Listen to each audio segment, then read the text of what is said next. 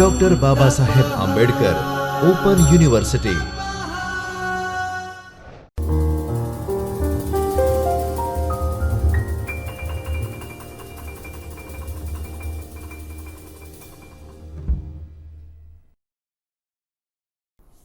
નમસ્કાર તાલીમાર્થી મિત્રો.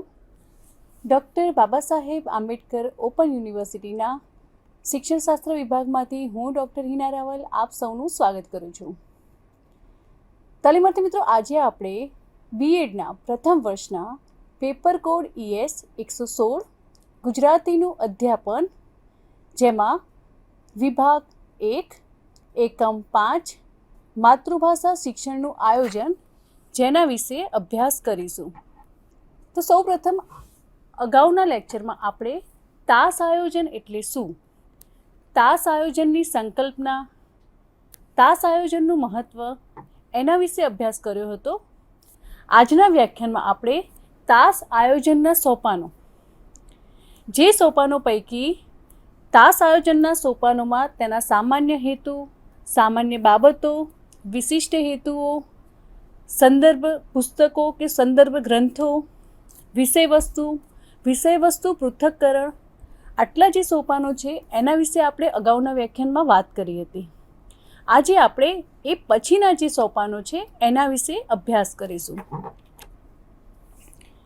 તો વિષયવસ્તુ અને વિષયવસ્તુનું પૃથક્કરણ, ત્યારબાદ વિષયવસ્તુના મુદ્દા અને તેની સમજ, કે જ્યારે આપણે પાઠ આયોજન નોંધ તૈયાર કરતા હોઈએ ત્યારે આપણે વિષયવસ્તુને વધારે પ્રાધાન્ય આપીએ છીએ, કારણ કે આપણે વિદ્યાર્થીને અધ્યાપન કરાવવા માટે જે વિષયવસ્તુનું આપણે અધ્યાપન કરાવવાના છીએ એ વિષયવસ્તુનો જે મુદ્દો છે, જે શીર્ષક છે, એ ખૂબ જ મહત્ત્વનું છે. અને પાઠ આયોજનના આ વિભાગમાં સૌપ્રથમ વિષયાભિમુખની વિગતો લખવાની હોય છે, કે શિક્ષક જ્યારે વર્ગખંડમાં પ્રવેશે છે ત્યારે પોતે જે વિષયાંગ વિશે અભ્યાસ કરાવવાના છે એ વિષયાભિમુખ એનું કઈ રીતે કરાવે છે એની શરૂઆતમાં નોંધ લખવાની હોય છે. કે શિક્ષક પ્રશ્નો પૂછીને વિષયાભિમુખ કરાવે છે, વાર્તા કહીને એના માધ્યમથી પ્રશ્નો પૂછીને ત્યારબાદ વિષયાભિમુખ કરાવે છે. તો એ જે સમગ્ર બાબત છે, જે ક્રિયા પ્રતિક્રિયા છે, એની નોંધ શરૂઆતમાં કરવામાં આવે છે અને તે ખૂબ જ સંક્ષેપમાં લખવામાં આવે છે. કે દાખલા તરીકે નાટક હોય, વાર્તા હોય, કોઈ પ્રસંગ હોય, તો આ જે બધી બાબતો છે એ ખૂબ જ વિસ્તૃત હોય, તો વિષયાભિમુખમાં આપણે એને લંબાણથી ન લખી શકીએ, તો આપણે તેને ટૂંકમાં લખી શકીએ. જ્યારે કોઈ કહેવત હોય, દુહો હોય, એ બધી બાબતોને આપણે ટૂંકમાં લખીએ છીએ. હવે વિષય પ્રવેશ પછી જે તે સાહિત્ય કૃતિ હોય એના કર્તા, એ કર્તાનો આપણે સંક્ષિપ્તમાં પરિચય આપવો જોઈએ. જેમ કે કનૈયાલાલ મુનશીનું કોઈ આપણે ગદ્યનો અભ્યાસ કરાવવાનો હોય તો કનૈયાલાલ મુનશીનો જન્મ, તેમનો અભ્યાસ, જન્મ સમય, જન્મ વર્ષ, એવી જે સામાન્ય બાબતો છે, તેમજ તેમની મહત્ત્વની જે સાહિત્ય કૃતિઓ છે એના વિશે આપણે ટૂંકમાં માહિતી આપીશું.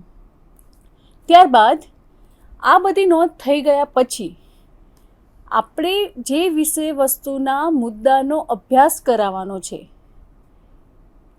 કે નિશ્ચિત જે કૃતિનો આપણે અભ્યાસ કરાવવાનો છે, કે તે ગદ્ય હોય, પદ્ય હોય કે પછી વ્યાકરણને લગતી હોય, તો એ કૃતિનું આપણે એના મુખ્ય જે મુદ્દાઓ છે એને આપણે લખીએ છીએ. અને એ પણ ખૂબ જ સંક્ષેપમાં લખીએ છીએ, કે જેનાથી પાઠનું મુખ્ય વિષયવસ્તુ કયું છે એનો આપણને સમગ્રલક્ષી ખ્યાલ પ્રાપ્ત થાય. ત્યારબાદ આપણે વિષયાંગને ધ્યાનમાં લઈને તેની સમજ, બોધ, નિયમાનુસાર કે સિદ્ધાંત રજૂ કરવા જોઈએ. કે તેનો જે સાર છે એ સમગ્ર વિષયવસ્તુના મુદ્દાઓ લખાઈ ગયા પછી આપણે તેને સમજાવવું જોઈએ, તેની નોંધ કરવી જોઈએ. અને છેલ્લે ભાષા વસ્તુ કે ભાષાના જે ઘટક તત્વો છે એની નોંધ કરવી જોઈએ. એટલે કે સમગ્ર પાઠ દરમિયાન ગદ્ય હોય કે પદ્ય હોય તો એની અંદર આવતા જે સમાનાર્થી શબ્દો છે, વિવિધ સમાસ છે, અલંકાર છે, વિરુદ્ધાર્થી શબ્દો છે, કહેવતો છે, એ દરેક અહીં આપણે અંતમાં લખવા જોઈએ. ત્યારબાદ હવે વિષય વસ્તુના મુદ્દાઓની નોંધ કર્યા પછી વર્ગ વ્યવહાર નિર્દેશ, કે જે આ તાસ આયોજન છે એ સમગ્ર વર્ગખંડમાં જે અધ્યાપન પ્રક્રિયા છે એ તમામ બાબતોનું પાઠ આયોજન કે તાસ આયોજનમાં આપણે નોંધ કરીએ છીએ. માટે જ્યારે શિક્ષક વર્ગખંડમાં કોઈ નિશ્ચિત વિષય વસ્તુનું અધ્યાપન કરાવે છે ત્યારે વર્ગખંડમાં એની શું પ્રતિક્રિયા છે, વિદ્યાર્થીઓ વચ્ચે શિક્ષકનું શું આદાન પ્રદાન છે, શાબ્દિક અને અશાબ્દિક કયા પ્રકારના સંકેતો છે, એ દરેક બાબતોની પાઠ આયોજનમાં નોંધ કરવામાં આવે છે. કે આપણે કહી શકીએ કે પાઠ આયોજન એ શિક્ષણનું હૃદય છે, તો વર્ગ વ્યવહાર એ પાઠ આયોજનનું લોહી છે. કે મિત્રો, ધારો કે કોઈ શિક્ષક એ ખૂબ જ સુંદર અને સ્વરૂપગત પાઠ આયોજન નોંધ તૈયાર કરીને અને ખૂબ જ સારી એવી તૈયારી કરીને વર્ગખંડમાં જાય છે, પરંતુ વિદ્યાર્થીઓ તેમજ વર્ગખંડમાં વિદ્યાર્થીઓ સાથેનું તેનો નિખાલસતાપૂર્ણ વ્યવહાર ન હોય, કે વિદ્યાર્થી સાથે આદાન પ્રદાન ન હોય, કે વિદ્યાર્થીઓ તેની સાથે સમાયોજન ન સાધી શકે, તો સમગ્ર જે આયોજન છે એ નિષ્ફળ નીવડે છે. અને માટે જ વર્ગ શિક્ષણનું જે આ જે સોપાન છે એ વ્યવસ્થિત આયોજન પર અવલંબે છે. કે શિક્ષક જ્યારે ખૂબ જ સારું એવું પાઠ આયોજન નોંધ તૈયાર કરીને વર્ગખંડમાં પ્રવેશે તો એની સફળતાનો આધાર એ વર્ગખંડમાં વિદ્યાર્થીઓનો જે વર્ગ વ્યવહાર છે એ કેવો છે, સમગ્ર વર્ગ વ્યવહાર કેવો છે, એની સફળતા ઉપર આધાર રાખે છે. જેમ કે સારી તૈયારી હોય, વિવિધ નિદર્શન પ્રયુક્તિઓનો ઉપયોગ કર્યો હોય, વિદ્યાર્થીઓને અધ્યાપન પ્રક્રિયામાં સામેલ કર્યા હોય, તો વિદ્યાર્થીનો જે વર્ગ વ્યવહાર છે વિદ્યાર્થીઓ સાથેનો એ ખૂબ જ અનુકૂળ રહે છે અને અધ્યાપન પ્રક્રિયામાં પણ ખૂબ જ આનંદ રહે છે. તો શિક્ષક અને વિદ્યાર્થીઓના વચ્ચેનો જે શાબ્દિક અને અશાબ્દિક વ્યવહાર છે, હવે શાબ્દિક અને અશાબ્દિક વ્યવહાર એટલે કે વર્ગખંડમાં અધ્યાપન પ્રક્રિયા દરમિયાન શિક્ષક વિદ્યાર્થીઓને પ્રશ્નો પૂછે છે, વિદ્યાર્થી જવાબ આપે છે. વિદ્યાર્થી જ્યારે જવાબ આપે છે ત્યારે શિક્ષક વિવિધ સુઢળકો દ્વારા વિદ્યાર્થીને પ્રોત્સાહિત કરે છે. આ ઉપરાંત કેટલીક વાર અશાબ્દિક એટલે ઇશારાઓથી, સંકેતોથી શિક્ષક એ વિદ્યાર્થીને સમજાવે છે, જેમ કે માથાને હલાવીને, હુંકારો ભરીને, કે આંખના ઇશારાથી, કે ખૂબ સરસ એ રીતની પ્રતિક્રિયા આપીને શિક્ષક વિદ્યાર્થી સાથે શાબ્દિક અને અશાબ્દિક વ્યવહાર કરે છે. ત્યારબાદ વર્ગ વ્યવહારની જે પ્રક્રિયા છે એની અંદર શિક્ષક અધ્યાપન પ્રક્રિયા દરમિયાન જે વિવિધ પ્રયુક્તિઓ, નિદર્શન પ્રયુક્તિઓ, વ્યાખ્યાન પ્રયુક્તિઓ, ચાર્ટ પ્રયુક્તિ, જે બધી પ્રયુક્તિઓ છે તેમજ વિવિધ સિદ્ધાંતો કે સૂત્રો છે, કે મૂર્ત પરથી અમૂર્ત તરફ જવું, જ્ઞાત પરથી અજ્ઞાત તરફ જવું, જે આ બધા જે અધ્યયનના જે સૂત્રો છે એ દરેક બાબતોનો ઉપયોગ કરીને વર્ગ વ્યવહાર કરે છે. તો એ બધી જ બાબતોની અહીં નોંધ થાય છે. ત્યારબાદ અધ્યાપન કૌશલ્યો, કે વિદ્યાર્થીઓની અંદર શ્રવણ કૌશલ્યનો વિકાસ થવો, વાંચન કૌશલ્યનો વિકાસ થવો, અભ્યાસ દરમિયાન વિદ્યાર્થી પાસે કોઈ ફકરાનું વાંચન કરાવવું, વિદ્યાર્થી પાસે કોઈ કાવ્યનું ગાન કરાવવું, વિદ્યાર્થી પાસે કાપા કાર્યની નોંધ ઉતારવાનું કહેવું. તો આ રીતે જે વિવિધ કૌશલ્યો છે, શ્રવણ, વાંચન, લેખન અને કથન, આ જે કૌશલ્યો છે એ તમામ કૌશલ્યોનો વિકાસ વર્ગ વ્યવહારની જે પ્રક્રિયા છે એમાં થાય છે. ત્યારબાદ શિક્ષક અને વિદ્યાર્થીઓ એમની જે અપેક્ષાઓ છે અને વર્તન તરાહો છે એનું સાયુજ્ય, કે વર્ગખંડમાં શિક્ષક વિદ્યાર્થીઓ વચ્ચે જે સંબંધ છે એ સંબંધ સ્થપાવવો જોઈએ. કે વિદ્યાર્થીઓની અંદર ઘણી બધી જિજ્ઞાસા વૃત્તિ હોય અને એ જિજ્ઞાસાને શિક્ષક એ વિદ્યાર્થીઓની જિજ્ઞાસાને સંતોષે, તેમની અપેક્ષાઓને પૂરી કરે, એ ખૂબ જ જરૂરી છે. ત્યારબાદ વિષય વસ્તુ સાથે અન્ય વિષયો, વર્તમાન ઘટનાઓ, અનુભવો અને વાસ્તવિકતાઓનો અનુબંધ, કે શિક્ષક જે છે એ માત્ર ગદ્ય કે પદ્યનું જે વિષય વસ્તુ છે એને વિદ્યાર્થી સમક્ષ રજૂ કરી દે તો એ જે અધ્યાપન છે એ અસરકારક નથી રહેતું. એની જગ્યાએ શિક્ષક વર્તમાન સમયમાં જે બનતી ઘટનાઓ હોય, જે પ્રવાહ હોય, એના ઉદાહરણ આપીને વિદ્યાર્થીને એ વિષય વસ્તુને સમજાવવાનો પ્રયત્ન કરે તો શિક્ષક જે વિદ્યાર્થીને સમજાવવા માગે છે, જે પ્રકારનું શિક્ષણ આપવા માંગે છે, એ જે ઉદ્દેશ્ય છે એ પરિણામે છે. તો આ રીતે વિષયાભિમુખ પ્રવિધિઓ, એનો ઉપયોગ એ જરૂરી આધારોનો ઉપયોગ. ત્યારબાદ શૈક્ષણિક ઉપકરણનો ઉપયોગ કરવો કે સીધી સાદી વ્યાખ્યાન પદ્ધતિ કરતાં શૈક્ષણિક ઉપકરણો એટલે કે ટીચિંગ લર્નિંગ મટીરિયલ્સ TLMનો વધુ અસરકારક ઉપયોગ કરીને વર્ગ વ્યવહારને વધુ જીવંત બનાવવું એ શિક્ષક માટે ખૂબ જ મહત્ત્વની બાબત છે. ત્યારબાદ વર્ગ વ્યવહાર દરમિયાન શિક્ષકે વિદ્યાર્થીઓને જરૂર જણાય ત્યાં વિવિધ સૂચનાઓ પણ આપવી જોઈએ. ત્યારબાદ મૂલ્યાંકન સ્વાધ્યાય પ્રવૃત્તિનો ઉપયોગ. આ જે બધા જ ઘટકો છે એ ઘટકો વચ્ચેની આંતરક્રિયામાંથી વર્ગ વ્યવહાર નિષ્પન્ન થાય છે. કે તમે જોશો કે કેટલાક શિક્ષકો એ પોતાના વ્યાખ્યાનમાં કે વિદ્યાર્થીઓને જ્યારે ભણાવે છે ત્યારે માત્ર ચીલાચાલુ જે પદ્ધતિ છે, માત્ર પોતે જ બોલ્યા કરે છે અને વિદ્યાર્થીઓના જે પ્રતિભાવો છે એને લેવાનો આગ્રહ રાખતા નથી. પરિણામે આ જે અધ્યાપન પ્રક્રિયા છે તેમાં વિદ્યાર્થી જે છે એ નીરસ થઈ જાય છે અને જે વર્ગખંડની જે પ્રક્રિયા છે એ ખૂબ જ નીરસ દેખાય છે. ત્યારબાદ જે બીજું વિષયાંક છે એની જાહેરાત કરવાની હોય છે અને તે અંગેની નોંધ લખવાની હોય છે. ત્રીજું, આપણે કોઈ લેખક કે કવિ હોય તો એમના પરિચયની, પ્રયુક્તિ સાધનની, શિક્ષણ વિદ્યાર્થીની જે પ્રવૃત્તિ છે તે અંગેની સૂચના વગેરે પાઠ આયોજન નોંધમાં લખવાની હોય છે. અને પાંચમું જે છે એ વિષયાંગનું નિરૂપણ એટલે કે ચર્ચા સમજ માટેની પ્રયુક્તિઓ, અનુબંધ, શૈક્ષણિક સંદર્ભ સાધનો, એના આધારો, શિક્ષક વિદ્યાર્થીની જે પ્રવૃત્તિઓ છે તે, પ્રશ્નોની નોંધ, જે આ સમગ્ર પ્રક્રિયા છે વર્ગ વ્યવહારની એ તમામની નોંધ પાઠ આયોજનમાં લખવાની હોય છે. એટલે સુધી કે શિક્ષક જ્યારે વિદ્યાર્થીને કાપા કાર્યમાં લખેલ જે કાપા કાર્ય છે એ લખવા માટેની સૂચના આપે છે એ પણ આપણે પાઠ આયોજન નોંધમાં લખવી પડે. જેમ કે શિક્ષક વિદ્યાર્થીને કાપા કાર્ય નોંધ નોટબુકમાં લખવાનું કહેશે તો આ જે વાક્ય રચના છે એ પણ આપણે પાઠ આયોજન નોંધમાં લખવી પડે. અને સામે વિદ્યાર્થીની જે પ્રવૃત્તિઓ હોય એમાં વિદ્યાર્થી કાપા કાર્ય ઉપરની જે બાબતો છે, વિષય વસ્તુના મુદ્દાઓ છે એની નોંધ પોતાની નોટબુકમાં ઉતારશે. કહેવાનો અર્થ એ કે સમગ્ર જે વર્ગ વ્યવહાર છે એમાં બનતી ઘટનાઓ છે એને ખૂબ જ સંક્ષિપ્તમાં જે પાઠ આયોજન નોંધ છે એમાં એનો ઉલ્લેખ કરવો જોઈએ. ત્યારબાદ સમય આયોજન કે તાલીમાર્થી મિત્રો, સમય આયોજન એ એક શિક્ષક માટે ખૂબ મહત્ત્વની બાબત છે. કારણ કે 35થી 40 મિનિટના તાસ દરમિયાન શિક્ષકે કોઈ એક એકમને પૂર્ણ કરવાનો છે.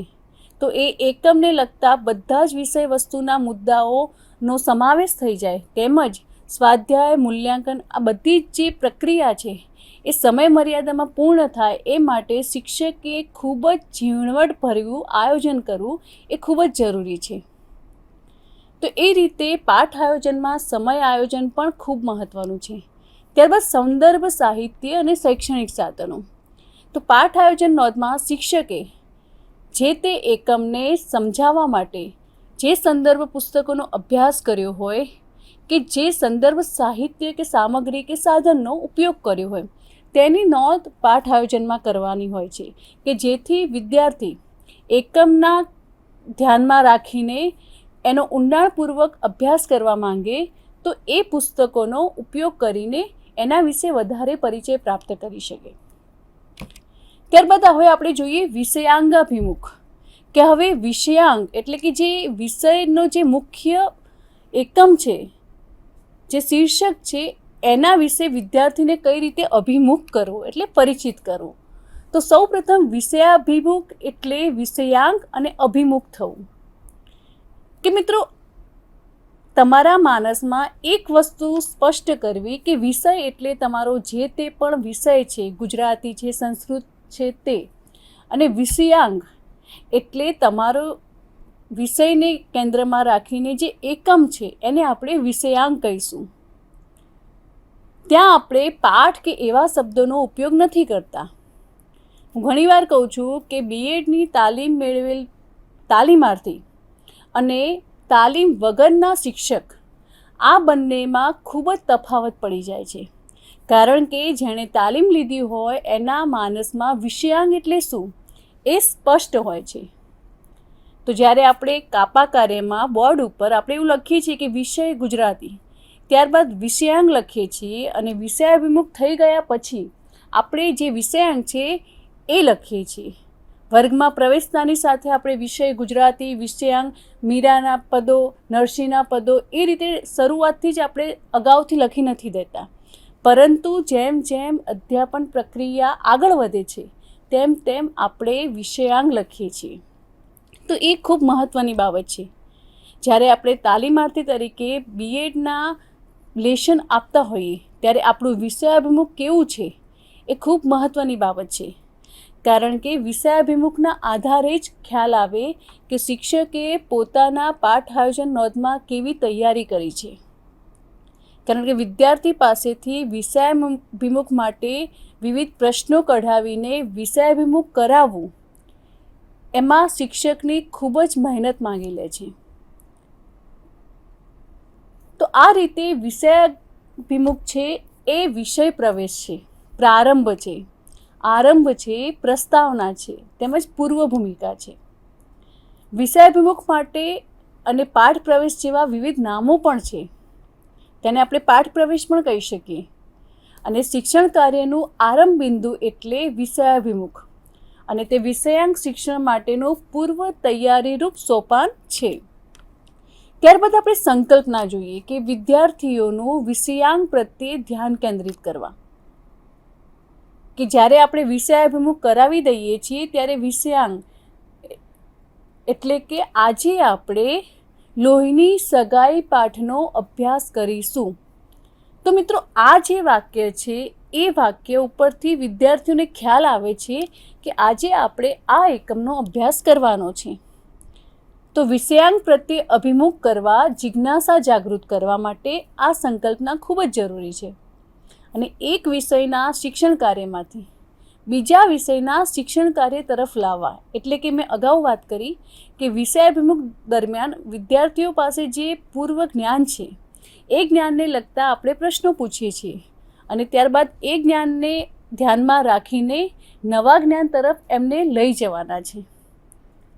તો અહીં એક વિષય પરથી વિદ્યાર્થીને બીજા વિષય તરફ લઈ જવાનો છે. એટલે કે એક ઘટના પરથી બીજી ઘટના તરફ વિદ્યાર્થીને આપણે ગતિ કરાવવાની છે. તો વિદ્યાર્થીનું જે પૂર્વ જ્ઞાન છે એ પૂર્વ જ્ઞાનને પરિચિતને નવા જ્ઞાન સાથે સાહજિક રીતે સાંકળીને વિદ્યાર્થીની જે શિક્ષણ કાર્ય છે એના માટેના પૂર્વ નિશ્ચિત વિષયના કોઈ એક મુદ્દા અને વિષયાંગ તરફ તત્પરતા કેળવે તે માટેના પ્રયાસ એટલે વિષયાંગાભિમુખ. ત્યારબાદ લક્ષણો કે વિષય પ્રવેશમાં જે લાક્ષણિકતાઓ છે એ ખૂબ જ અર્થસભર અને સિદ્ધ કરનારી બને છે અને તે ખૂબ જ સાહજિક અને સ્વાભાવિક હોવી જોઈએ. શિક્ષણને રસપ્રદ બનાવનારી હોવી જોઈએ તેમજ વિશિષ્ટ મૌલિક રજૂઆત સાથેનો હોવો જોઈએ. વિષયને અનુરૂપ હોવી જોઈએ તેમજ વય કક્ષાને અનુરૂપ હોવી જોઈએ. ત્યારબાદ મહત્ત્વ, વિષયાંગનું મહત્ત્વ શું છે? તો જ્ઞાન મેળવવા માટે તત્પર બનાવવા આ અભિગમનું કાર્ય એ નાનું સૂનું નથી. અને આ બાબતો ઉપરથી જ આપણને ખ્યાલ આવશે કે શિક્ષક જે નવું જ્ઞાન પીરસવાના હોય તે જ્ઞાન ઝીલવા માટે વિદ્યાર્થી તત્પર બને છે. શિક્ષક જે એકમ કે વિષયાંગનું શૈક્ષણિક કાર્ય કરાવવાના છે તેની સાથે જ્ઞાનાત્મક સ્તરે સંબંધ કેળવે છે. શિક્ષક જે વિષય વસ્તુની રજૂઆત કરાવવાના છે તે પ્રત્યે વિદ્યાર્થીની જે ઇંતજારી હોય, જે રાહ જોતો હોય વિદ્યાર્થી, તેની સાથે સંવેગાત્મક સંબંધ બંધાય છે. કે જ્યારે વિષયાભિમુખ કરતા હોઈએ ત્યારે હંમેશા વિદ્યાર્થીઓની અંદર એક જિજ્ઞાસા હોય છે કે આજે શિક્ષક શું ભણાવવાના હશે, આજે શિક્ષક શું ભણાવવાના હશે. તો એ જે સંકલ્પના છે એમાં વિદ્યાર્થીઓની જિજ્ઞાસા હોય છે. ત્યારબાદ પાઠ્ય વસ્તુ સંબંધિત પૂર્વ જ્ઞાનની ચકાસણી કરી શકાય. અન્ય વિષયમાંથી જે પાઠ્ય વિષય છે કે વિષયાંક છે એના પ્રતિ વિદ્યાર્થીઓને દોરી શકાય અને જ્ઞાત વિષયનો અજ્ઞાત પાઠ્યપુસ્તક સાથે સંબંધ પ્રસ્થાપિત કરી શકાય. એટલે કે વિદ્યાર્થીઓ જે વિષય વસ્તુથી જ્ઞાત છે, પરિચિત છે, એની સાથે રાખીને અજ્ઞાત એટલે કે જેના વિશે અપરિચિત છે એ સંબંધ જે છે એને સ્થાપિત કરી શકાય. હવે આપણે વિષયાભિમુખ માટેની પ્રયુક્તિઓ જોઈએ કે વિષયાભિમુખ એ ખૂબ જ મહત્ત્વની બાબત છે શિક્ષક માટે. તો વિષયાભિમુખ કયા પ્રકારે કરી શકાય? તો એની 6 પ્રયુક્તિઓ છે. કે સૌપ્રથમ કથન, એટલે કે કોઈ પાઠ હોય એના સંદર્ભમાં આપણે કથન કરીએ, કોઈ પેરેગ્રાફ બોલીએ, કોઈ વાર્તા કહીએ, કોઈ દંતકથા આપણે કહીએ, તો એ રીતે આપણે કથન દ્વારા વિષયાભિમુખ કરી શકીએ. ત્યારબાદ પ્રશ્નોત્તરી દ્વારા કે વિદ્યાર્થી જે જાણે છે એના વિશેના પ્રશ્નો પૂછીને નવા એકમમાં પ્રવેશ કરાવો. ત્યારબાદ નાટ્યકરણ, એટલે કે વિવિધ નાટકના અભિનયો કરીને કે વિદ્યાર્થીઓને વિવિધ પાત્રો બનાવીને અભિનય દ્વારા પણ આપણે એ રીતે વિષયાભિમુખ કરી શકીએ. નિદર્શન, એટલે કે કોઈ મોડેલ બતાવીને, ચિત્ર વગેરે બતાવીને પણ આપણે પાઠ પ્રવેશ કરી શકીએ. વાંચન, કે કોઈ લેખ હોય એનું વાંચન કરીને ત્યારબાદ એમાંથી પ્રશ્નોત્તરી કરીને, તેમજ ગીત ગાઈને કે કોઈ નરસિંહ મહેતાની કોઈ એક કવિતાને આપણે ભણાવી હોય તો એમની અન્ય કવિતા એ જ વિષયના સંદર્ભમાં હોય તો એને ધ્યાનમાં રાખીને એ કવિતાને ગાઈને આપણે એમાંથી પ્રશ્નો પૂછીને ત્યારબાદ એના ઉપરથી આપણે નવા જે એકમ છે કે નવી કોઈ કવિતા છે એનો આપણે વિદ્યાર્થીઓને અભ્યાસ કરાવી શકીએ. તો આ જે 6 પ્રયુક્તિ છે એ ખૂબ જ મહત્ત્વની છે. ત્યારબાદ આપણે જોઈએ કે વિષયાભિમુખના આધારો. હવે વિષયાભિમુખ કરવા માટે એક શિક્ષક એ ઘણા બધા જે બાબતો છે, જે વસ્તુઓ છે એનો ઉપયોગ કરી શકે છે. કે જેમ કે સાધનો જોઈએ તો કથન પ્રશ્નોત્તરી માટે પ્રસંગ, કોઈ વાર્તા, પૂર્વજ્ઞાન આધારિત વિષય વસ્તુ, વર્ણન, બનાવ, ફકરો વગેરે, તેમજ નાટ્યકરણ માટે પ્રશ્ન માટે કે પ્રસંગ, વાર્તા, પૂર્વજ્ઞાન આધારિત વિષય વસ્તુ, કોઈ વર્ણન વગેરે. નિદર્શન માટે ચિત્ર, ચાર્ટ, નકશા, અવતરણ, મોડેલ, નમૂના, ફ્રેનમ સામગ્રી વગેરે. વાંચન માટે પ્રશ્ન માટે સંદર્ભ, ફકરો, અવતરણ, સમાચાર, સંદર્ભ કે કટિંગ. તેમજ ગાન પ્રશ્ન માટે કાવ્ય પંક્તિ, ફિલ્મ ગીત, પંક્તિ, પ્રાર્થના, ભજન, શ્લોક, ટેપ રેકોર્ડર. આ પ્રકારના જે સાધનો છે એ સાધનોનો શિક્ષક વિષયાભિમુખ માટે ઉપયોગ કરી શકે છે. કે કોઈ ગુજરાતીના કોઈ શિક્ષક હોય કે જેનો ગુજરાતી વિષય હોય એને જો ગાતા ન આવડતું હોય તો ટેપ રેકોર્ડરમાં કવિતા સંભળાવીને કે ગીત સંભળાવીને ખૂબ જ સુંદર રીતે એનો પાઠ પ્રવેશ કરી શકે છે. તો એ શિક્ષકે જોવાનું છે કે પોતાનું વિષયાભિમુખ એ કયા પ્રકારની સાધન સામગ્રી ઉપયોગ કરીને એને વધારે અસરકારક બનાવવું. ત્યારબાદ વિષયાભિમુખના આધારો કે સાધનો, પ્રયુક્તિ વગેરે. હવે વિષયાભિમુખમાં ધ્યાનમાં રાખવાની જે બાબતો છે એ આપણે જોઈએ કે સૌપ્રથમ તો શિક્ષણ કાર્ય કરવાનું હોય તે એકમની સમજ મેળવી લેવી જોઈએ. કે આપણે કયા એકમનો અભ્યાસ કરાવવાનો છે, એ એકમ શું કહેવા માંગે છે, શેના સંદર્ભમાં છે, એ સૌ પ્રથમ આપણને એ ખ્યાલ હોવો જોઈએ. અને ત્યારબાદ એના આધારે આપણે વિષયાભિમુખની રચના કરવી જોઈએ. એકમને અનુરૂપ પૂર્વજ્ઞાન વિશે વિચારવું. અગાઉના જે ધોરણો છે એના પાઠ્યપુસ્તકોને જોઈ લેવા. ત્યારબાદ અધ્યયતાની ઉંમર, ધોરણ કે કક્ષાને ધ્યાનમાં રાખીને વિષય પ્રવેશની પ્રવિધિ વિચારવી. કે આ ખૂબ મહત્ત્વની બાબત છે કે પ્રાથમિક કક્ષાના જે વિદ્યાર્થીઓ છે એને ઉચ્ચ કક્ષાના વિદ્યાર્થીઓને જે રીતે વિષયાભિમુખ કરાવાય એ રીતે ન કરાવી શકાય, કારણ કે એમનું માનસિક ક્ષમતા એમની વયમર્યાદાને કેન્દ્રમાં રાખીને ખૂબ ઓછી હોય, તો એ પણ શિક્ષકને ખ્યાલ હોવો જોઈએ. ત્યારબાદ એક પ્રવિધિના વિકલ્પ રૂપે અન્ય પ્રવિધિ પણ વિચારી રાખવી પડે કે દરેક પાઠ માટે અલગ અલગ પ્રવિધિ ઉપયોગમાં લેવી. હવે વિષય પ્રવેશ કરવો જોઈએ એ માટે કરવો યોગ્ય નથી. સહેતુક વિષય પ્રવેશ થવો જોઈએ, કે ઘણીવાર કેવું થાય કે વિષયાભિમુખ કરવું જ જોઈએ એટલે શિક્ષક વિષયાભિમુખ બનાવી દે છે, પણ ખરેખર એ પાઠના સંદર્ભમાં યોગ્ય હોતું નથી. માટે વિષયાભિમુખ એક ખૂબ જ સરળ, જીવંત અને વિષયને સ્પર્શતું હોય એ મુજબનું હોવું જોઈએ. વિષયાંગના જે વિષય પ્રવેશ છે અને વ્યવહારની કોઈ પણ વિગત એ કાપા પર ન લખવી જોઈએ, કે વિષયાંગ થયા બાદ વિષયાંગની જાહેરાત પછી કાપા પર વિષયાંગ લખવો, અગાઉથી ન લખવો જોઈએ.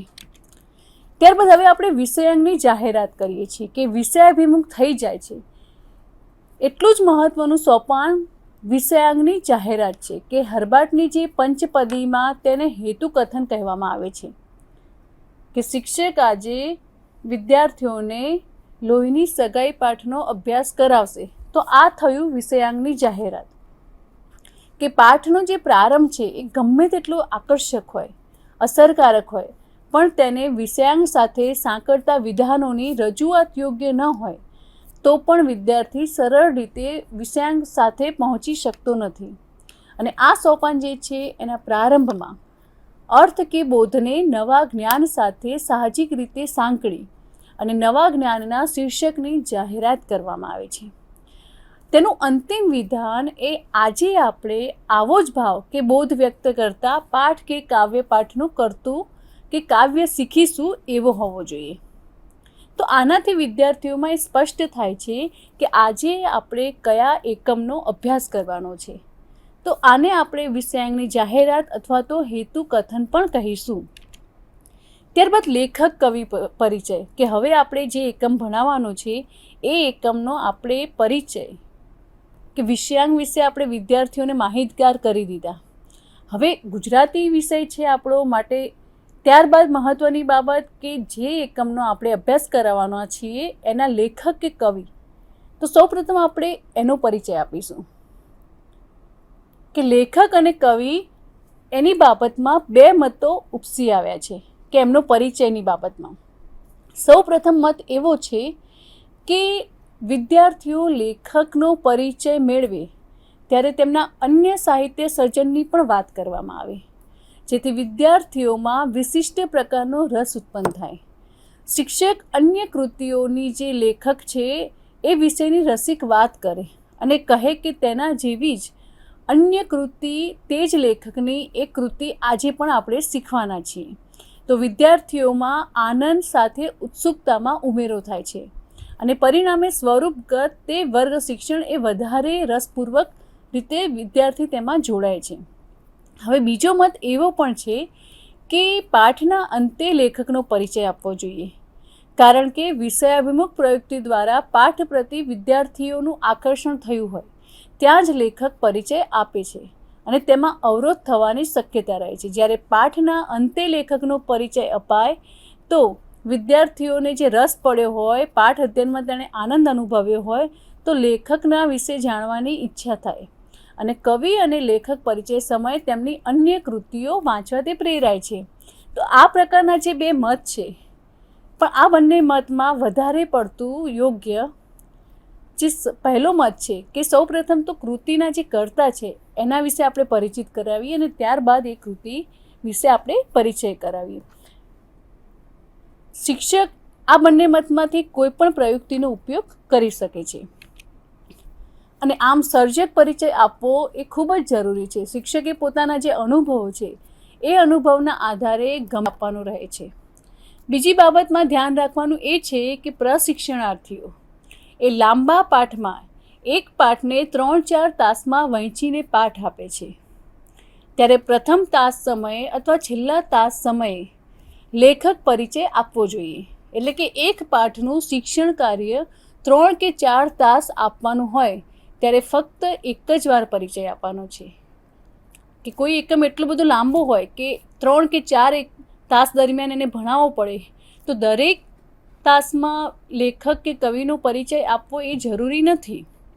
સૌ પ્રથમ તાસમાં કે છેલ્લે પરિચય આપીને શિક્ષક વિદ્યાર્થીને ભણાવી શકે છે. હવે આપણે આગળ જોઈએ કે આદર્શ વાંચન, ગાન અને પઠન.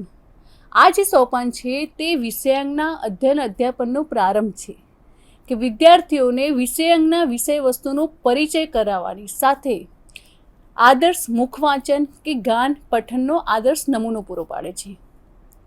કે શિક્ષકે પોતે જે પણ એકમનું અધ્યાપન કરાવવાનું છે એનું સારી રીતે વાંચન કરવું જોઈએ.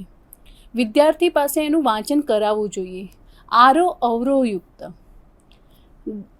કવિતા હોય તો તેનું ગાન કરવાનો પ્રયત્ન કરવો જોઈએ અને વિદ્યાર્થી પાસે પણ ગાન કરાવવું જોઈએ.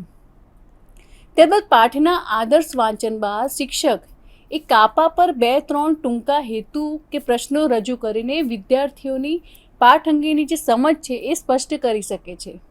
અને શિક્ષકે વિદ્યાર્થીઓને મૂક વાંચન કરાવવાનું હોય છે, એટલે કે વિદ્યાર્થીઓ મનમાં વાંચે એ માટેના પણ પ્રયત્નો કરવા જોઈએ. આ જે સોપાન છે એ વિદ્યાર્થીઓના મૂક વાંચનના વિકાસ માટે ખૂબ જ અગત્યનું છે. હવે વિષયાંગની ચર્ચા અને શૈક્ષણિક અનુભવો જોઈએ. કે પાઠનું જે આદર્શ વાંચન છે કે કાવ્યનું ગાન કે પઠન બાદ પાઠ્યપુસ્તકના અધ્યાપનનો પ્રારંભ કરવામાં આવે છે. કે પાઠ્યવસ્તુ વિદ્યાર્થી સમક્ષ મૂકતી વખતે જે તે શિક્ષકે ગદ્ય કે પદ્ય શિક્ષણના સામાન્ય અને વિશિષ્ટ હેતુઓ સામેથી ધ્યાનમાં રાખવા જોઈએ અને એ પ્રમાણે અધ્યાપન કરાવવું જોઈએ. કે શરૂઆતમાં જે સામાન્ય હેતુઓ અને વિશિષ્ટ હેતુની રચના કરી હોય તે તમામ હેતુઓ અધ્યાપન પ્રક્રિયા દરમિયાન પરિપૂર્ણ થાય એ પ્રકારનો શિક્ષકે આગ્રહ રાખવો જોઈએ. અને એ હેતુઓને સર કરવા માટે શિક્ષકે વિવિધ અધ્યાપન પદ્ધતિઓ, સાધન સામગ્રી વગેરેનો ઉપયોગ કરવો જોઈએ. અને આ માટે શૈક્ષણિક અનુભવો આપવા તેમજ શૈક્ષણિક પ્રવૃત્તિઓ શિક્ષકે કરાવવી જોઈએ. વિદ્યાર્થીને વાંચન, લેખન, ગણન, વર્ગીકરણ, અભિવ્યક્તિ, દોરવું, રજૂ કરવું, ગોઠવવું, અવલોકવું વગેરે બાબતોમાં વિદ્યાર્થી કુશળતા પ્રાપ્ત કરે એ પ્રકારની પ્રવૃત્તિ હોવી જોઈએ. તાલીમાર્થી મિત્રો, શિક્ષક તરીકે આપણે જ્યારે વર્ગખંડમાં જઈએ છીએ ત્યારે મહત્તમ રીતે આપણે એ જોવાનું છે કે વિદ્યાર્થીઓની અંદર આપણે કેટલા કૌશલ્યનો વિકાસ કરી શકીએ. અને એ માટે અધ્યાપન પ્રક્રિયામાં શક્ય હોય ત્યાં સુધી વિદ્યાર્થીઓને વધુમાં વધુ સામેલ કરવા. કે જે વિદ્યાર્થીઓની ક્ષમતા વધારે છે એમની તો ક્ષમતાઓને વધારો કરવાના પ્રયત્નો કરવાના જ, પણ જે વિદ્યાર્થીઓના વિવિધ કૌશલ્યો પ્રત્યેની ક્ષમતા ઓછી છે તો એ વિદ્યાર્થીઓ માટે તો વધારે પ્રયત્નો કરવા જોઈએ. અને એ વિદ્યાર્થીની સફળતા પાછળ જ એક શિક્ષકની સફળતા રહેલી છે. કે ઘણીવાર જોઈએ છીએ કે શિક્ષક તરીકે કેટલાક શિક્ષકો એવું કરે છે કે વર્ગખંડમાં ખરેખર જે વિદ્યાર્થીઓ હોશિયાર છે, જેમને બધું આવડે છે, એ જ વિદ્યાર્થીઓને સતત પૂછ્યા કરે છે, એમના જ અભિપ્રાયો જાણવાનો પ્રયત્ન કરે છે. અને જે વિદ્યાર્થીઓ વર્ગમાં વધારે પ્રતિભાવ નથી આપતા એમની તરફ ધ્યાન નથી આપતા. પરંતુ એક શિક્ષક તરીકે આપણે એવું ન કરવું જોઈએ. જે નથી બોલતા એ જ વિદ્યાર્થીઓને આપણે વધારે પ્રોત્સાહિત કરવા જોઈએ અને વર્ગખંડમાં બીજા વિદ્યાર્થીઓની માફક એ વિદ્યાર્થી પણ પોતાના વિચારો રજૂ કરે એ માટે એને તૈયાર કરવો જોઈએ. અને જ્યારે કોઈ પણ શિક્ષક એવા વિદ્યાર્થીને તૈયાર કરે છે, એનામાં જે વર્તન પરિવર્તન લાવે છે, ત્યારે જ એક શિક્ષકની સફળતા પ્રાપ્ત થઈ કહેવાય. એટલે શિક્ષક તરીકે આપણે એ બાબત ધ્યાનમાં રાખવાની છે. અને એક આદર્શ શિક્ષકના એ જ મહત્ત્વના લક્ષણો છે. હવે આ જે છે એ બાબતમાં ભાષામાં કેટલીક પ્રવૃત્તિઓ છે એ જોઈએ આપણે. કે પાત્રોની યાદી તૈયાર કરવી, પાત્રો વચ્ચેના સંબંધો પણ જણાવો, પાત્રોના ગુણ લક્ષણોની યાદી કરો, પાઠ્યવસ્તુના આધારે સંવાદો બનાવવા કે સંવાદો રજૂ કરવા, પાઠના સંદર્ભે અન્ય અનુરૂપ દ્રષ્ટાંતો આપવા, કાવ્ય પંક્તિઓ રજૂ કરવી, કાવ્યના સંદર્ભે અનુરૂપ કાવ્ય પંક્તિઓ કે દ્રષ્ટાંત આપો, પાઠમાં આવતી કહેવતો, રૂઢિપ્રયોગો તારવવા, તેમજ પાત્રો, ઘટના કે પ્રસંગો વચ્ચેનો જે તફાવત છે એ તફાવત તારવો. હવે આ જે બધી પ્રવૃત્તિઓ છે એ શૈક્ષણિક અનુભવો વડે વિદ્યાર્થીઓમાં અપેક્ષિત વર્તન પરિવર્તન લાવે છે. અને આ રીતે વિષય અને વિષયાંગના સંદર્ભમાં આપણે વિવિધ પ્રકારની પ્રવૃત્તિઓ વિચારી શકીએ કે કથન કરવું, આકૃતિ દોરવી, કાપાનોંધ કરવી, ચિત્રો બતાવવા વગેરે.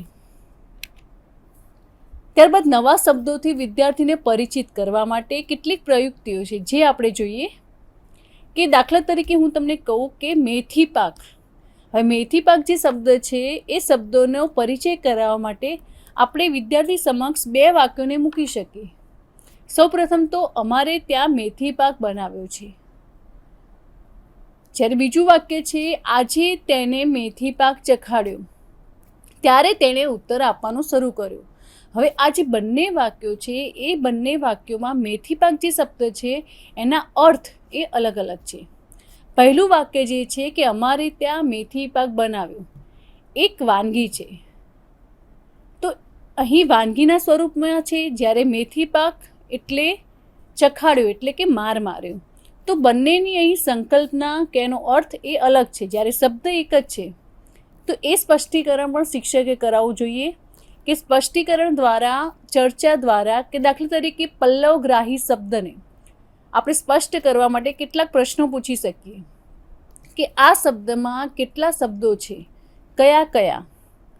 ત્યારબાદ પલ્લવ એટલે શું, ગ્રાહી એટલે શું, પાંદડું ક્યાં સુધી વૃક્ષ સાથે ટકી રહે છે, પાનખર સુધી જ કે થોડો સમય.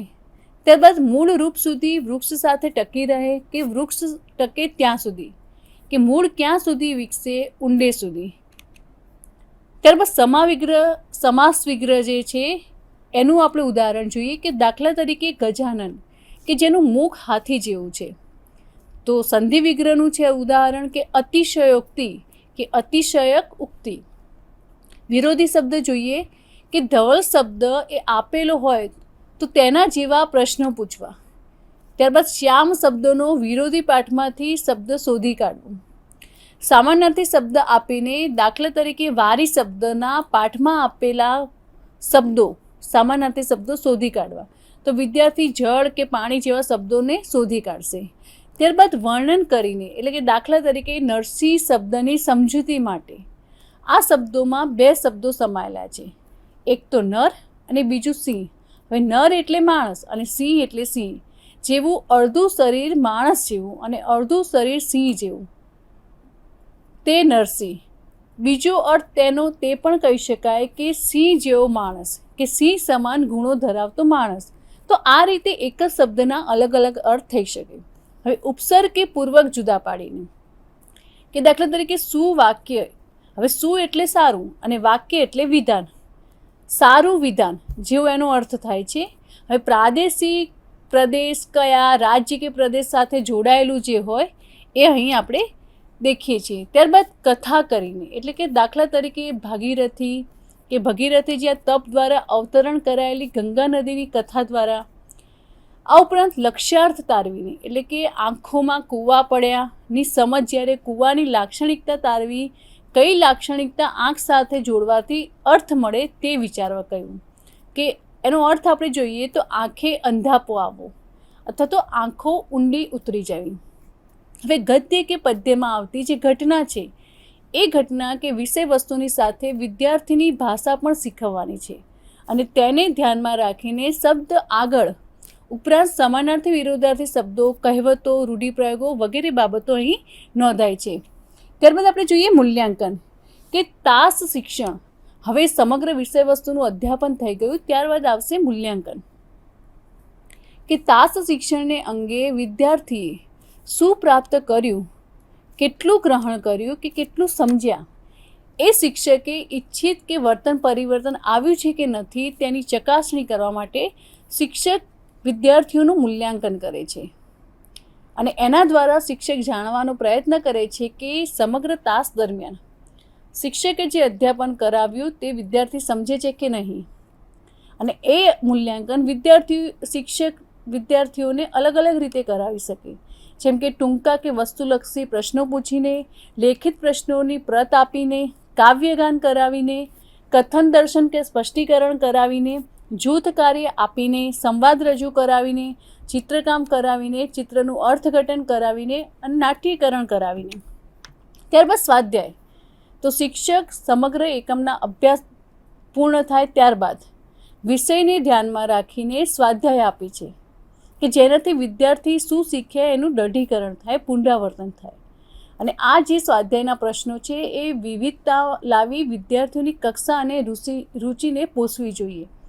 હવે સ્વાધ્યાયના પણ અનેક સ્વરૂપો છે જે હું તમને કહું કે આ પ્રકારે આપણે સ્વાધ્યાય આપી શકીએ કે વાંચન કરવા માટે, મોડેલ બનાવવા માટે, બીજી કોઈ વાર્તાનું લેખન કરીને, નાટ્યીકરણમાં રૂપાંતર કરીને, લેખન, સંક્ષેપીકરણ, કાવ્ય રચના કરવી, સંવાદ રચવા, મુખપાઠ, અવલોકન, વાર્તા શોધવી, વિસ્તૃતીકરણ, મુલાકાત, સંગ્રહ કરવો, કંઠસ્થ કરવું, શબ્દાર્થ શોધવા, માહિતી એકઠી કરવી, ભાષાંતર કરવું તેમજ સમસ્યા ઉકેલવી.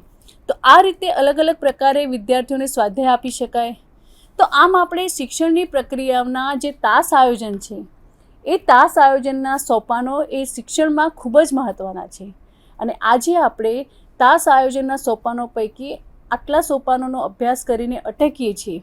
હવે પછીનું જે સોપાન છે કાપા કાર્યને કેન્દ્રમાં રાખીને એના વિશે હવે પછીના વ્યાખ્યાનમાં આપણે સૌ ફરી મળીશું. ત્યાં સુધી ધન્યવાદ. स्वाध्यायः परः